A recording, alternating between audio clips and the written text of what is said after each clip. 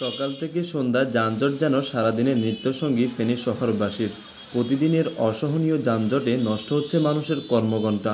সপ্তাহের শেষের দিনে এই চাপ যেন আরও দ্বিগুণ হয়ে দাঁড়ায়। শহরের প্রাণকেন্দ্র টাং রোড 0 পয়েন্টের চারপাশের রাস্তাগুলোতে বেলা বাড়ার সাথে সাথে রিকশা ও গাড়ির সারি দীর্ঘ থেকে দীর্ঘতর হতে থাকে। সেই সঙ্গে রাস্তার বেশিরভাগ অংশ দখল করে থাকে সিএনজি ও অটোরিকশা।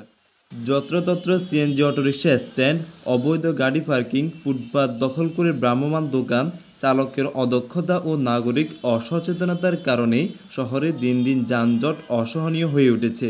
এক্ষেত্রে শহরের যানজট নিয়ন্ত্রণ এনে সুশৃঙ্খল যাতায়াত ব্যবস্থা গড়ে তোলার দাবি জনসাধারণের।